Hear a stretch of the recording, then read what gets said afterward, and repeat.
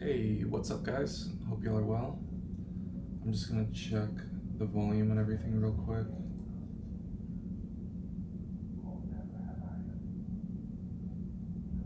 Alright, sounds good to me, and just in case it's not, I will record this as well, but I think we should be good to go. So I'll start off here looking at the ES1 or the S&P 500, and I'll just start off with a blank 3-month chart here and just take a general look at where we came from, where we're going, how we got where. You can do these fib extension pulls just on the candles alone to get an idea of where price could potentially be reversing. And the idea is just looking at the candles themselves as an investment, and an investment will likely want to get out of their investment, take their profits, and potentially go the opposite way. So if we use the swing high from January 22, we pull extensions on it, you can see that the final reaction that ended up being the low in October was in the general 832 area of the extension on this. And then if we go the opposite way and do this from the swing low in October, you can see we did a lot of the same thing. We topped out around the 832 area. So it's been a fairly common theme here. Also, if you take this high that we made last quarter, you can see we got into the 3-4 of that as well and have a really strong reaction so far. The other thing that we have here on S&P, if we go to the monthly, is it this one? Yeah. This monthly high, we tapped into the -1 extension of that, like actually perfectly. Might have missed it by a tick or so, but pretty perfect. So just from using fib extensions on the candles alone, that could give us a good idea that this was a nice area to look for. Personally, I would have wanted at least, I would have had the 3-4 be first priority, and then done what I did here, pull a box down to the -1 of a slightly lower time frame pull. And then we can keep going. We could see if there was any confluence coming down on these candles. We can see it came into that 3-4 as well. Didn't get this low, but it came down here. So there would be a potential situation where we top out again in this area. For how long, who knows, but just generally that we range up here in the kickback zone of both of these pulls where it hit the 3-4, and then eventually come down lower. Oops, I didn't mean to do that, but yeah, come down to this area, and then maybe get a reversal, or it just dies and goes down forever. But that would be a situation that you could see by using pulls like this. Doesn't have to happen, just a potential scenario. Because after reactions from 3-4, you definitely want to keep the kickback zone between the 3-2 and the 5-4 retracement, or the 3-2 and the 5-4 of that candle. That zone. So we have two zones from two different time frames of pulls. This is the quarterly, and then this is this monthly one. So this general area it is the area to hold for bears, and that's just this looking at this these candles alone and nothing else. But I just want to show something to kind of keep things kind of simplified. So yeah, this would be a bearish support area. Market red. Oh, we can get rid of these for now. And that, and you can see we've already come up and tapped into that. Well, what else could we be looking for? Whenever I see a bunch of candles in a range together, that tells me that it might be a good place to use a 3-pull. And what you can do is you can pull a volume profile for that ranging area, and do a 3-pull where you're pulling the third. You go from low to high, or if it's on the way down, from high to low, and then the third is either in the middle of the value area, the EQ of the value area, or the point of control. And that it's another way to take a investment that took a longer period of time and get some fib levels to give you an idea of where that investment would be interested in taking profit at. So I would definitely be looking at this pull. I'd be interested in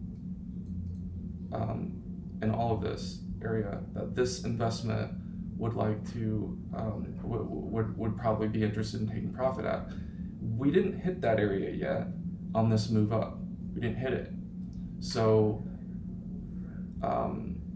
that would give you a potential bias that this overall move up in the market is not done, because none of these guys' profits have hit yet. That's just a super simplified way of thinking about it. It's not like I'm going to claim to know what everybody who invested in the markets right here are doing. It's not like that. It's just a very simplified way of explaining it. So if these guys are trying to get up to this area and probably a little more focus up in this area, and we haven't gotten there yet, then what reason would I have to be overly bearish? Unless we got underneath this area, right?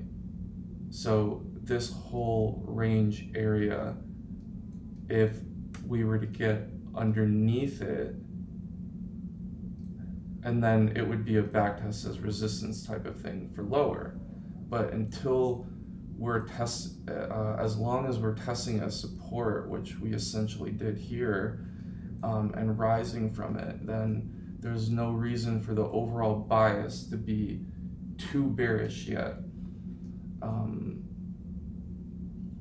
So even if I put like a 0.5 on here, 1.5, like it didn't even reach that. And if you think of it like, what does this actually mean? Well, it means that there's a risk associated with investing in a ranging environment for a bigger, higher time frame move. Then the risk, you can say that the risk is the span of that range, and you wanting, and we're thinking like, this is thinking in terms of like what an institutional investor would be thinking, what someone with a hedge fund would be thinking, like building a huge position over the course of months and months kind of thing. If they were doing that here and they were looking for a 1-to-1 on the risk being the high to low of this range, they didn't even reach that one yet. They didn't even reach the profit area of where they would be trying to go. And they probably, if that one hadn't been reached yet, in this case the 2 with the 3-pull, then yeah, they probably would support the area where they made their original investments. Now, if let me get rid of some of this stuff to make it a little bit easier. But one sec. Now, if price had, let's say, come all the way up to the 2 or the 3, but it's a, you know, from the risk to reward standpoint, it's the 2 to 1 on the risk to reward, and price, if price came all the way up here and then got a sharp reversal to come down here, that's when you would potentially think this would have no reason to hold anymore, because this investment would be fully out of their position at this point. So these investors, these bulls investing in this area, might not have any reason to support their original investment because they're already out of their position. In this case, we haven't reached any of their targets yet, so that could be something that leans towards a bullish bias until at least those targets hit. Does it mean it's going to play out exactly how I'm saying? Absolutely not. It's just another, it's one way that you can think about determining your bias, and you can do this on every single time frame. On the monthly or the quarterly. It was on the quarterly earlier, now on the monthly, but you can do the same thing on the weekly and the daily, down to the 5 minute. And if y'all know me, you know that I do like, you know, like I'm a scalper, so I like 5 minute, 1 minute, and range XV, just looking for little market structure changes and taking little scalps off it. But it's always good, no matter what kind of trader you are, you want to be able to have all your biases in place on every time frame. So just something that we can think about to potentially have a reason for higher, unless this zone is not getting supported anymore. And then our overall bias can be, like, if it just starts grinding down here, then maybe look, just based on this TA alone, we could have a more bearish bias. And to have the targets for the most bearish bias, for the more bearish bias, we would just be looking for whatever, we would look for the kind of investment that was made in this area and where that investment would where that investment would be most likely to take profit. So let's say we continue to range here, just like we did here, and we continue to range here for a bit. Then we could do the same exact thing for this. We could take the high to the low to the middle of the whatever the value area would end up being, which I don't even know if this is, I have no idea if this would play out like this. It's just something that you can think of to be ready for what could happen in the future. But say we just keep ranging like this for a bit, and let's say, okay, right now the value area is right here, and the EQ of the value area is somewhere right around here, more or less. Then your targets, the positions who invested in this area would try to get all the way to first this 2, which would be a 1-to-1 on their risk, and then hopefully even get to this 2, which would be the 2-to-1 on their risk of investing in this range. So that would be able to give you targets for lower. At the moment, I would say, just like I said, as long as this general area is holding on a higher time frame, then I feel like there's reason to look for higher. And it doesn't mean that this has to be the low. You know, you notice things. You notice things like on a monthly chart, this big strong wick here. That's something that could definitely be tested for the strength of this like wick. You could look for things like this. Maybe it grinds. Maybe it ranges here for a while. So let's propose like we do range like this for a while, and then price does something like this, and then you get like a big V-shaped kind of thing, and then you could get targets for the upside by using you could start with a scalp pull, and then you could also do a 3 pull based on whatever range. Oops, it would be the opposite way, but whatever range was here. So I did it the same way again.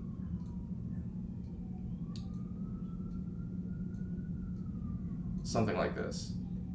and depending on where that is, that could also give you targets for higher. And you could see, I mean, none of this has happened yet, so it's just speculative nonsense at this point. But if it did play out how I said, it does give a lot of confluent targets for the same targets as this, and that's the kind of thing that you want to see for finding your higher time frame, or finding any time frame potential pivot areas. So we had this box marked out from what this might be headed for, and then, you know, if we speculate that something like this could happen here, which who knows if it does, but if it does, then that gives really good confluence that this investment would look to take profit here, and this investment would like to take profit here, and then also like a scalp pull like that. So yeah, it's basically the kind of stuff that I'm doing on all the time frames. But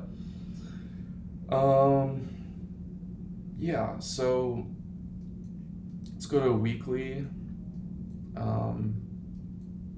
Again, this is kind of a bearish support zone.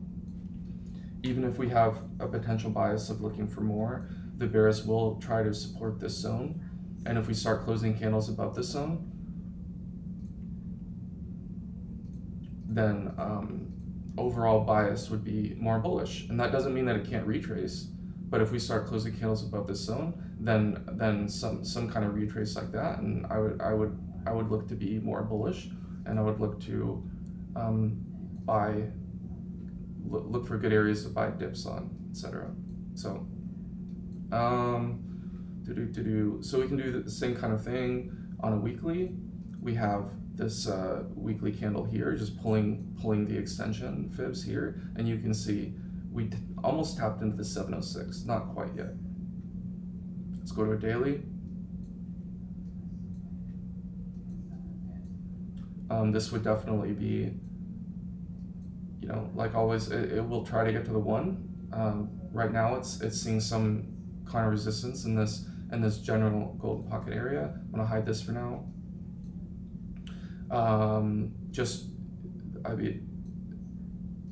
This is how I would do it if I wasn't looking at the monthly chart, just a scalp pull like this, and that factors in the investment to go long during this dump, and then get a reversal afterward. So we have this investment looking to take profit in this general area. If we go to lower time frames, let's go to like a 2-hour. We can start doing some other TA. So I was seeing this both on S&P and on Nasdaq. I was seeing this as some kind of leading diag, though it's not quite as pretty. It's not quite as pretty on ES, but I would do a 3 pull like this from the low to the high of the diag, and then down to the first low. So like a 0.52. And for this pull, I'm more interested in the 706, 832 areas, and we did tap into that. So what is that telling you? Again, if we use, this is the weekly pull, but also a scalp pull. We just missed the 706 of that by like $1, like 4 ticks. So it could, it's definitely in the area where it could be done, but it could also have one more push higher. Like I had marked out and shared with the group this general area that I was looking at, but I was putting focus on this area as well, and that didn't quite tap yet. So could it be done? For sure. It has checked off enough boxes for me to feel like it could be done with this time frame's move up for now, but it also wouldn't surprise me if it had one more push up, and then you just look for a reaction. So again, this pull is factoring in the investment to push the market up to create this leading diag investment, and then these are the places where they'd be looking, where that investment would look to take some profits at. So we can mark out areas like that, areas like this.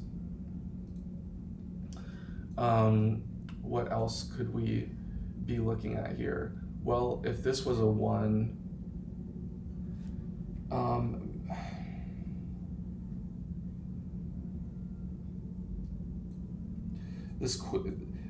essentially I'm looking for the 3 to be done in a 5-wave move. So if this was a 1, I'm looking for the 3 to be done, which means that even if there is a move down, that I would still be looking for another move up afterward. I'd be looking for something like this, where whatever move comes here, whether it happens right now or whether it happens with another push up, but that we would just come and test the general strength of like this area. This general area, it doesn't have to be exact, because we haven't moved down yet, so I don't know what that would look like yet. It would just be speculative. I could do a scalp pull like that. That doesn't go deep enough, so that doesn't really help get that far down. I could begin to speculate for some kind of ending diag, which we like maybe just started, and then that would look like, that would look like something like this.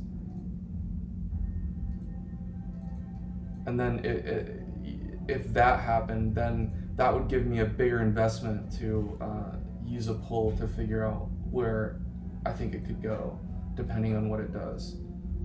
If it comes here, for example, if it did something exactly like this, then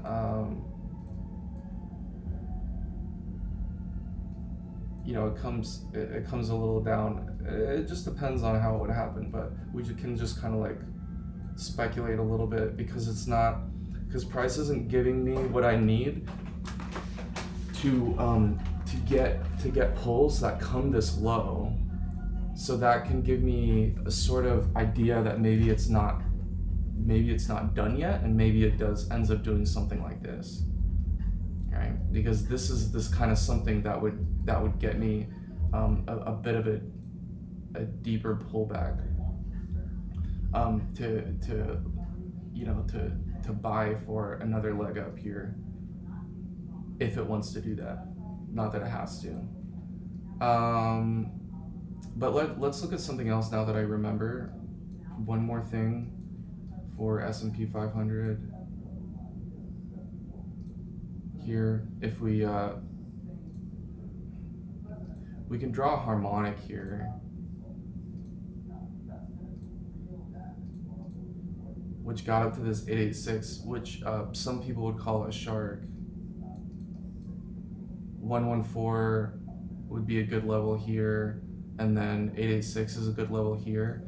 The only thing it's really missing for the shark is that this should be, technically speaking, this should be more than 1618, and it didn't achieve that.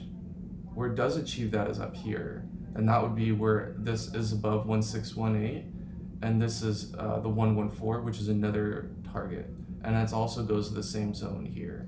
So if we do get a really strong rally here, then it does give me a bit more confidence, and this could play out as a really nice harmonic, and we'd have a lot of confluence for it. But for folks who don't care about this needing to be above 1618, one of the other things you get from these harmonics is if you pull a 0.5 from the C to the D, it's a really bullish sign to get a strong reaction from the 0.5 of that, and it turns into a 5.0, which can be a very trending. It basically it doesn't even have any targets. It just means that the trend has completely reversed. So you'd essentially have a really bullish rally. That would be something that harmonic traders are looking at, right? So, yeah, that's some stuff to look at for S&P on higher time frame.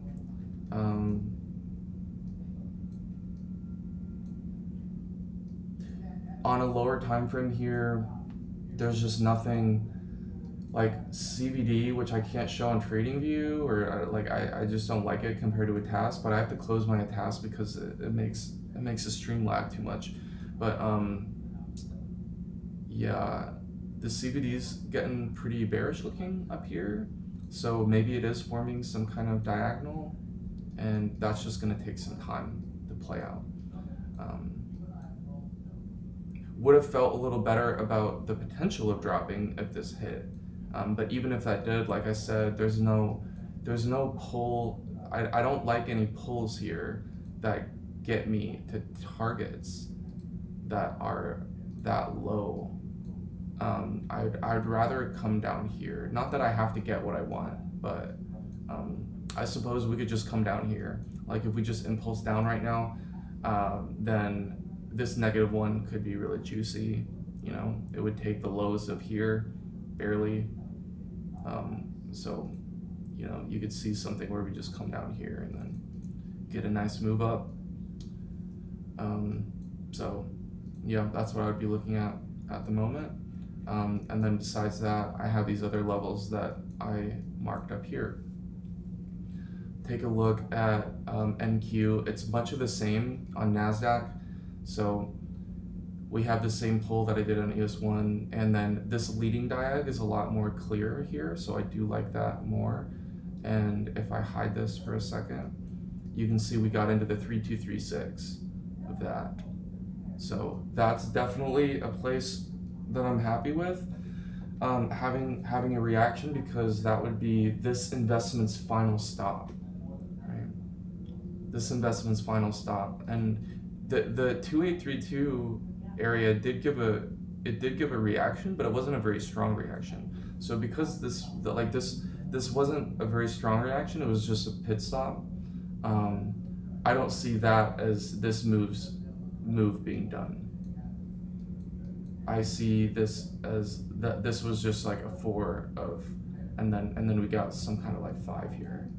So, and then this would be the 3. If this was a 1, the leading diag, then this would be the 3 being over, or at least being in the general area of the 3 being over, and then looking for the same exact kind of thing where we come down, make a 4, and then get another move up.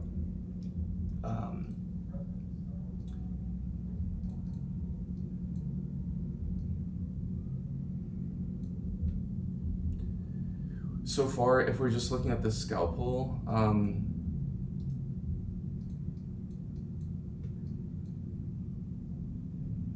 we have front run these other levels. So if we were to get something a little like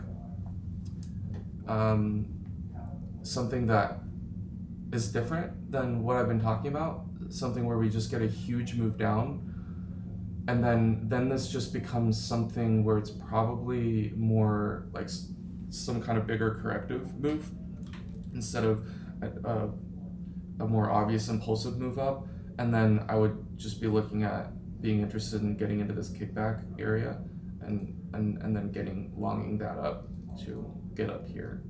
So it would be the same thing on ES1.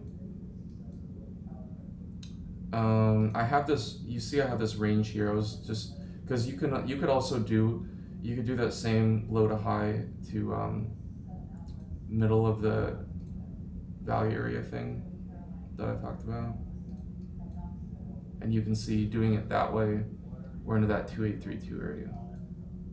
But when I see an obvious diag, I just prefer this pull. With that said, we've already hit the 3236 of that, so you could argue that you could use this pull as well. On Nasdaq, if I go back and kind of do some similar things that I was doing on ES1 from the beginning,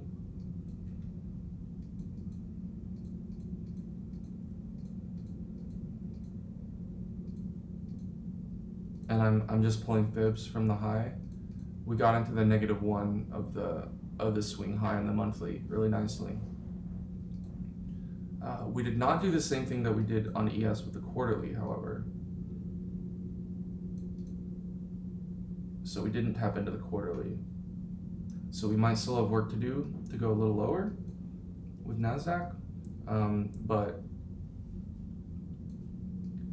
could also be something that takes a while to play out, and maybe we range for a while, take the lows one more time, test the strength of this whole candle, basically jump up and eat up this whole candle. That could be something to think about getting down here. So but right now it's a really bullish move and there's no reason to be bearish on a higher time frame. On Nasdaq, this investment at the lows happened at the lows. So if we do a 3 pull on that from here, all of these instead of, and this is what I mean, because on ES1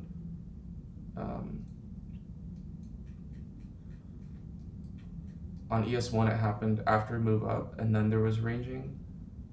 On NQ it happened at the bottom. So if we do the accumulation pull here, then we tapped into the 2832 of that perfectly. So there was a lot of reason, there was more reason for Nasdaq to feel close to topping out or to feel like it could be done, in my opinion, than ES1.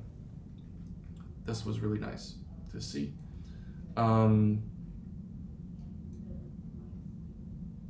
Yeah, so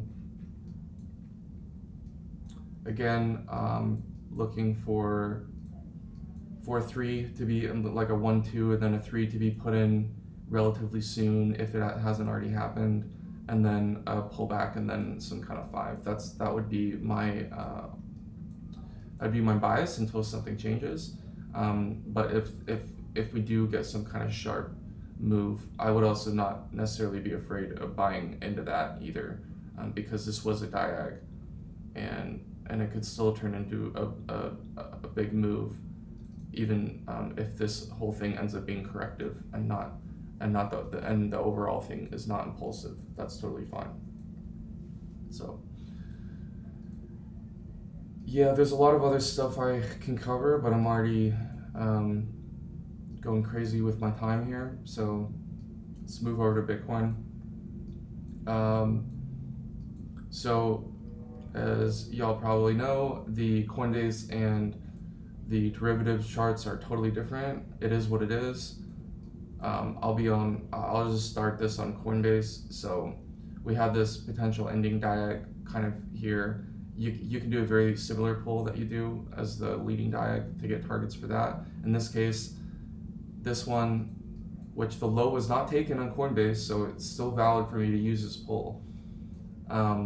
And then I can combine that with the pull of using this leading diag 052, and that got you targets in the same area here. That doesn't mean it's done, it just means that it's a good spot for a 3. So if this is a 1, 2, 3, then the 3 could be put in here, and we get some kind of pullback. Maybe test the strength of these highs, and then come up here. Something like this would make the most sense for me as I see it right now. Doesn't mean that I want to short this or anything like that, because it doesn't have to give this retrace. I just mean this would seem like the lowest risk area to buy back in for another move up. So we have some confluence here with these pulls. Also on Bitcoin, if I go, let's go to a weekly. We have this pull here. We haven't tapped that 3-4 yet. So even if it doesn't want to make it all the way up here, I do eventually want to at least see this 3-4 tap from the scalpel. Got respect here, preload of kickback, and yeah, I want to see it at least hit here. But it could definitely come all the way up to the -1 here and take this set of highs. Would make a lot of sense if it did that. Doesn't have to, but it would make a lot of sense, and it shouldn't surprise anyone if that happens. But if this is a 3, if this wants to be a 3 locally, I don't think it makes as much sense to risk buying here and not waiting for at least some kind of pullback before another move up. So that's what I would be waiting for to maximize your risk to reward. And yeah, what else do we have?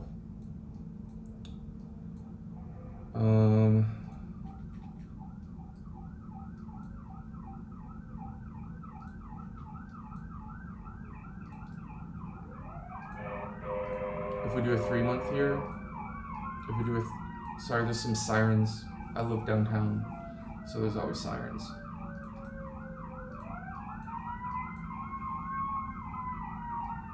But anyway, if we do a 3-month pull here, it so far it's over the 3-4 and it's front run everything else.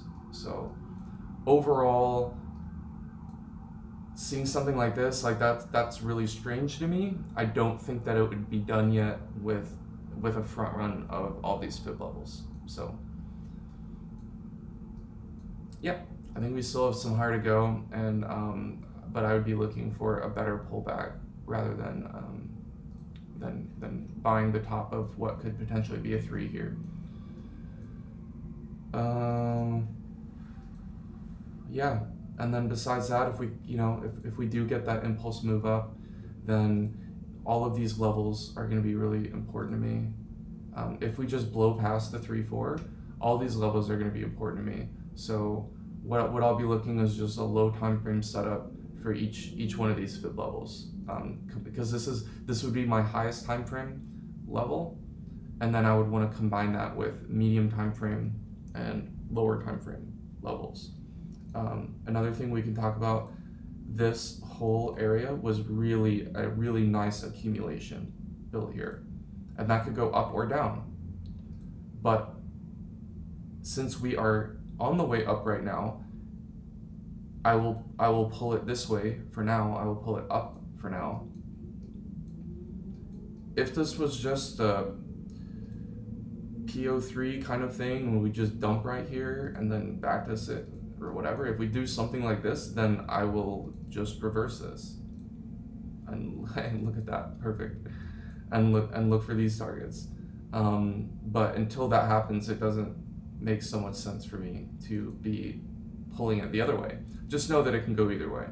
Anyway, this is a really nice looking accumulation, a big fat D, and these would be targets for that accumulation, starting in this area, which we also had confluence with. The ending diad and the leading diad pulls also got us here. That's a 40,500 generally, and then on the 2832 and the 3236 area, this whole general area has confluence with this -1 of this scalp pull, which would be coming up to take these highs generally,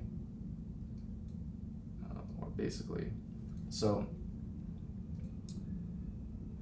yeah, I think in a nutshell, that's kind of all the higher time frame stuff I'm looking for.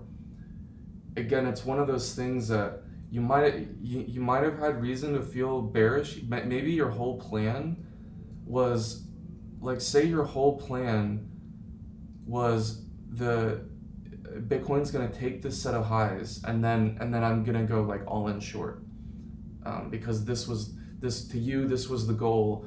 Bitcoin needed to take these highs, and that's it. But what is some new information telling us? Well, there's some new. The most important piece of new information is how much this looks like a big, huge accumulation, and where would that accumulation look to take profit?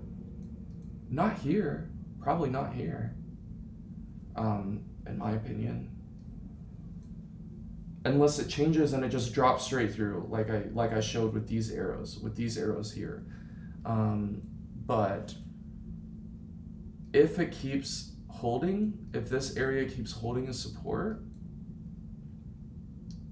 or price just keeps grinding, then targets of this accumulation are higher.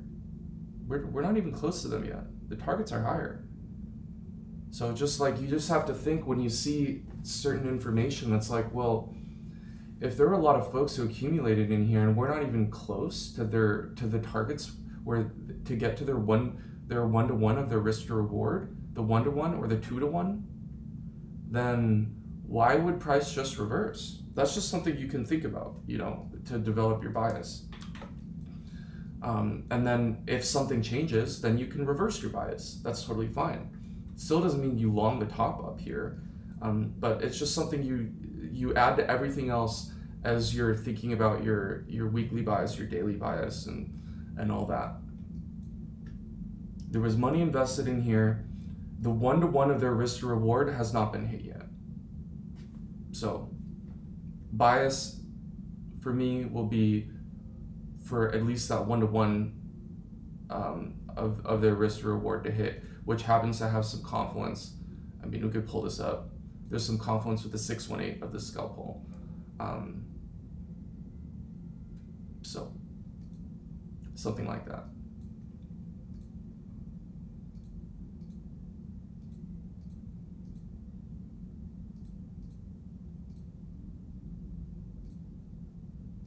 This is the kind of scenario that I would be like speculating. Not that it has to happen exactly like this, but this is the general idea of what I would be thinking could happen. So yeah, we'll see. But I will call it for now. And if you have any questions, let me know. Let me know in comments if there's anything else you want me to cover for next time. Let me know if there's any other big piece of TA that I'm not thinking about that would be different, that would lead to a different result of some of the stuff I've gone over here. Yeah, just let me know in comments, any of that stuff, because yeah, I'm not perfect, and maybe I did miss something, or maybe I'm getting it all wrong, and you can let me know that you think I'm getting it all wrong, based on this or that. Just let me know, and then I'll take a look at it, and then yeah, maybe cover that as part of the TA for next time. So with that said, I will go ahead and call it. Hope you all have a great rest of your week, and yeah, see you guys later. Bye.